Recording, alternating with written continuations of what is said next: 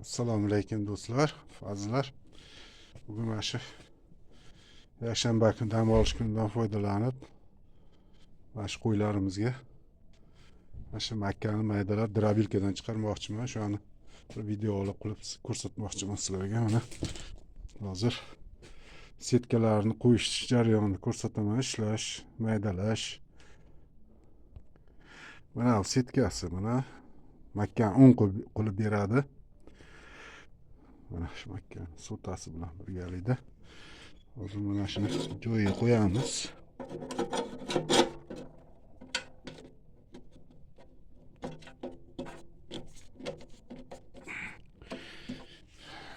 Shunday qilib qo'ygandan keyin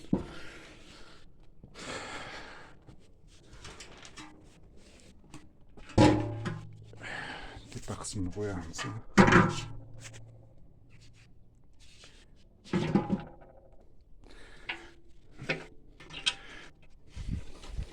Bunkerini ham joylab oldik. Butlarni mahkamlab turib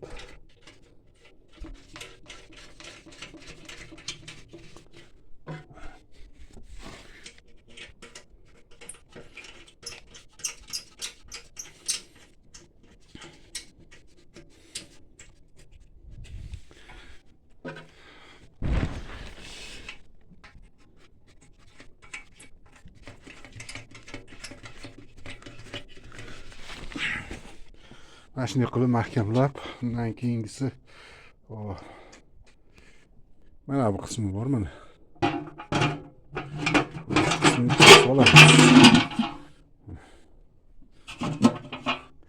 Mana ishlatishga tayyor hozir holat.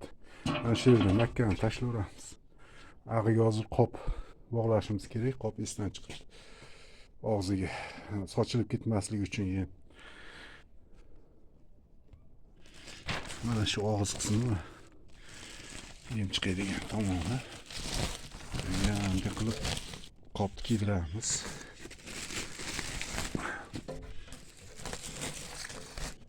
Shunday holatda bo'ladi. Hozir arqon bilan mahkam qilib bo'ylab qo'yamiz. Hozir katta napor bilan yem chiqqanda qop surilib ketmasligi uchun.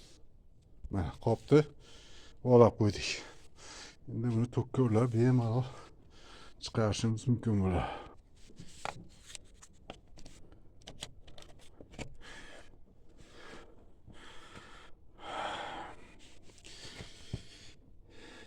$202 volt, juda past tok. Endi qish hamma elektr energiyasi bilan foydalanadi, shuning uchun past. Anchagina past, bilmadim bu past tokda qanchalik ishlaydi. Hozir bir ishlatib ko'ramizda. Yengilroq tashlaymiz. Bismillahirrohmanirrohim.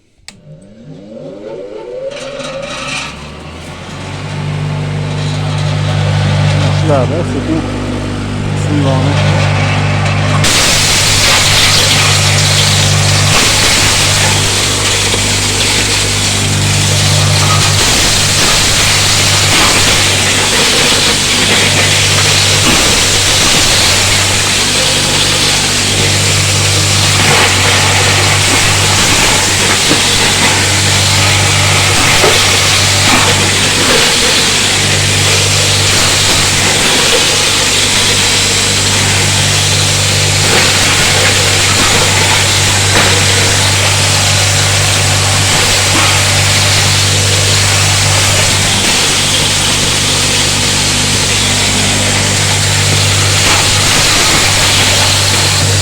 Ishlab turgandagi 200 voltda turibdi. Ishlagan holat.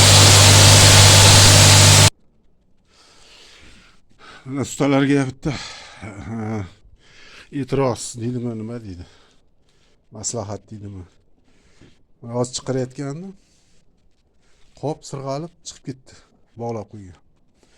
Mana shu joyiga qop bog'lagani bir moslama qilib qo'yishsa juda yaxshi bo'lardi. Ustalarimizga mana shu narsani maslahat bergan bo'lardi.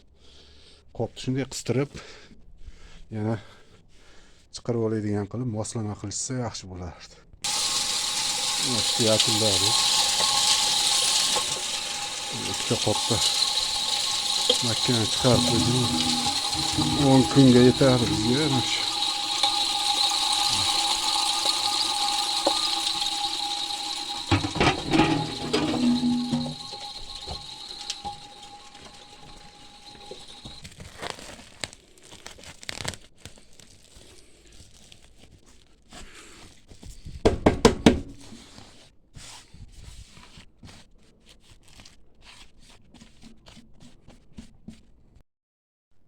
Mana chiqargan makka unimiz.